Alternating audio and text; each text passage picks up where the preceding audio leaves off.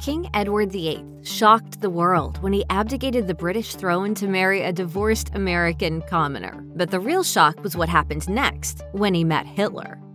When Japan's Emperor Emeritus, Akihito, abdicated in favor of his son, Crown Prince Naruhito, he couldn't simply step away and give a friendly wave to the new emperor as he strolled out of the palace. Instead, he took part in a private ritual in April 2019 that marked the transition to the new emperor. There, Akihito informed the family's imperial ancestors of the abdication, and later made a short speech wishing Japan and the new emperor a peaceful reign. Earlier, the Japanese parliament had to pass a single-use law that legally allowed Akihito to abdicate, as the nation's laws don't mark out an obvious path for the peaceful transfer of power from one emperor to another. That's because it's a very rare occurrence. The last emperor to abdicate before Akihito was Kokaku in 1817, more than 200 years earlier. Under Japanese law, Akihito is not allowed to step down. His fate now lies in the hands of Japanese MPs. A similar legal issue would face the British Parliament if their monarch decided to abdicate, though members of Parliament have at least faced this situation in more recent memory, with the abdication of Edward VIII in 1936. Undertaking an abdication the proper way would require that they get permission in the form of an official act of abdication. After a life that was likely spent preparing for and then enduring the intense focus of being a nation's ruler, a quiet stint in a monastery must sound pretty nice. Chandragupta Maurya, a semi-legendary Indian ruler in the 4th century BC, is said to have abdicated and become a monk. Some stories even maintain that he died after fasting. Other former monarchs haven't taken it to quite that extreme. John II Casimir Vaza, a 17th century king of Poland, was apparently unimpressed with the business of ruling, as the combined pressures of war, a rebellious government, and the death of his wife led to his abdication on September 16, 1668. Afterward, he became a monk. Maybe John II was taking some cues from Holy Roman Emperor Charles V, who abdicated over a century before him in 1556, likely because of both the pressures of war and his own declining health. Once Charles had vacated the throne, he made his way to a Spanish monastery, though he still managed to assist family members who were still in power. While some monarchs might have to be pried off the throne, those who don't raise a fuss might enjoy the easy life. Take Japan's Emperor Akihito. The former emperor said he wanted to abdicate while he was still of sound mind and body. In retirement, he is reported to take plenty of peaceful walks, have plenty of time to read, and have access to a biology lab on imperial grounds where he can continue his passion for studying fish. Likewise, modern popes can expect good treatment after abdicating. Yes, the Pope technically rules over Vatican City, which is one of the last absolute monarchies on Earth. Pope Benedict XVI, who stepped down on February 28, 2013, after a series of controversies, went into retirement with a small staff, including medical personnel. He is no longer going to be Pope, and he is pledging his loyalty to the new Pope. After a stint in the Pope's summer residence, he went to a monastery in Vatican City, where he died on December 31, 2022. Before that, he took walks in the monastery's well-appointed gardens, listened to music, read, prayed, and occasionally issued apologies for the abuse scandals that came to light during his reign. While some monarchs want to get the heck away from ruling, others clearly covet power, even while the ink on their abdication is still drying. Amongst the most power-hungry of all world leaders sits Napoleon Bonaparte, the French emperor who abdicated not just once, but twice in his ill-fated quest for power. The first go-around started on April 11, 1814, when Napoleon abdicated after a disastrous attempted invasion of Russia left him weakened and allowed other European leaders to form an alliance against him. Faced with encroaching enemy forces and army officials who didn't want to engage in yet another bloody war, Napoleon was forced to abdicate and then go into exile on the Mediterranean island of Elba. That didn't sit right with Napoleon, who made his way back to mainland France after a mere 9 months on Elba. There, he gained enough support that he took the throne as emperor again. His second reign is popularly known as the 100 Days, though technically it was 110 days between his return to Paris and his replacement being put on the throne. A definitive routing at the Battle of Waterloo on June 18, 1815 sealed his fate. Faced with defeat yet again, Napoleon abdicated for the second time on June 22, 1815. Louis XVIII took over the throne, and Napoleon was sent off to the far more remote island of St. Helena in the South Atlantic, where he remained until his death in 1821. Britain's Edward VIII became king on January 20th. 1936, but it seemed that the weighty responsibility was pretty daunting. Private letters he sent in the 1920s revealed that he thought the British monarchy was a dying institution. Then there was Wallis Simpson, the American socialite and divorcee. Edward claimed that he loved her so much that he couldn't bear the thought of not marrying her. Parliament and society couldn't bear the thought of a twice-divorced American becoming queen. Something had to break, and it was Edward's rule. His abdication was endorsed by Parliament on December 11, 1936. Edward's younger brother, now George VI, made Edward the Duke of Windsor, but Simpson never got Royal Highness rank.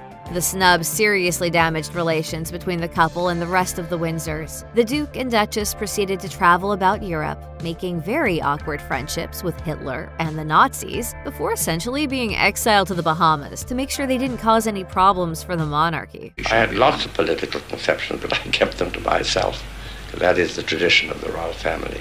Perhaps worst of all was the fact that his own wife wasn't necessarily fond of him. Prior to marriage, she reportedly felt trapped by his intense affection, and even is said to have called him a fool for abdicating.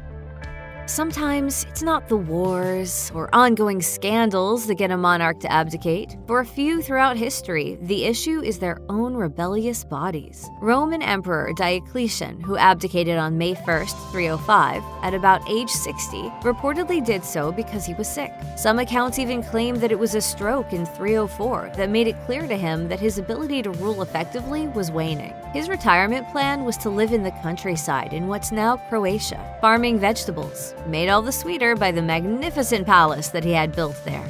In the modern era, Pope Benedict XVI claimed that he was stepping away from the papacy in 2013 because he felt that his health simply wasn't up to leading the Catholic Church anymore.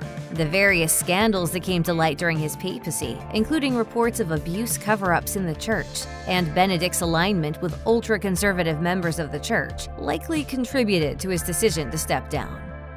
The last Tsar of Russia, Nicholas II, gave up his throne on March 15, 1917, after a series of military blunders pushed both civil and military leaders to more or less tell him it was time to resign. Unlike in many other monarchies, however, there was no one to take his place. Nicholas meant for his brother, Michael, to become the next ruler, but Michael wasn't interested in stepping into the quagmire and refused. For the first time in centuries, Russia was without a czar, and it would stay that way. The working government effectively imprisoned the former czar and his wife and children, originally with the idea of sending them all to England.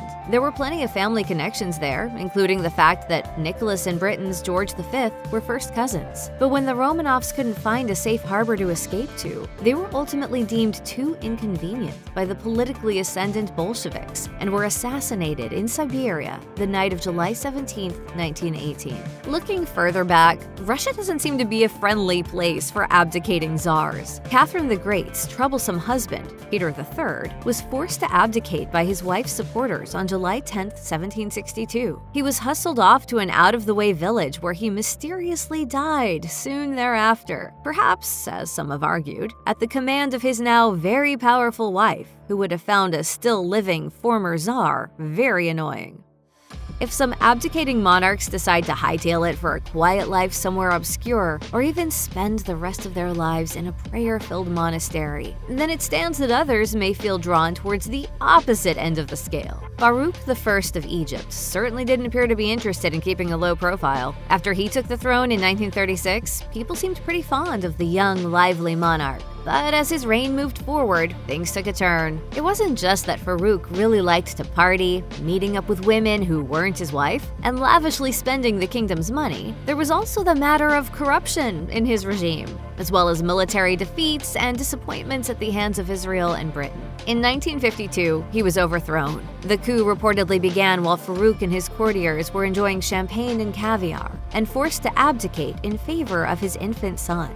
Egypt did away with the monarchy entirely just a year later. Shortly after the abdication, Farouk and his family left Egypt. They first headed to the Italian island of Capri and then on to Monaco. In 1954, his second wife, Nariman, divorced him and returned to Egypt, claiming that the former king was guilty of adultery and mental cruelty. Farouk stayed in exile and died in 1965 in a Roman restaurant, collapsing while supposedly on a late-night date with a young woman many years his junior.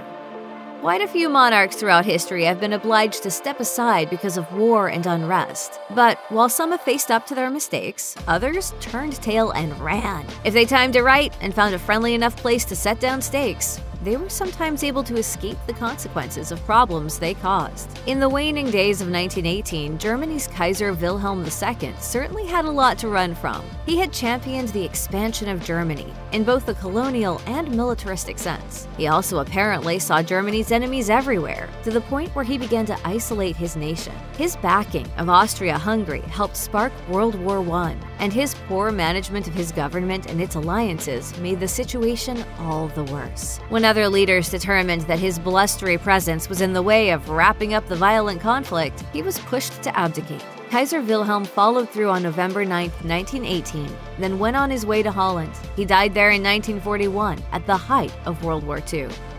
Some royals, like Britain's King Charles III, are protected by the principle of sovereign immunity, which essentially states that they can't be prosecuted while on the throne. While Charles has so far followed the example of his mother, Elizabeth II, and steered clear of obvious legal impropriety, not all royals are so careful. Spain's Juan Carlos, who abdicated in 2014, did so in part because of rising questions about his out-of-control spending in the midst of a recession and staggering unemployment rates. However, he legally can't be prosecuted for anything he did while king.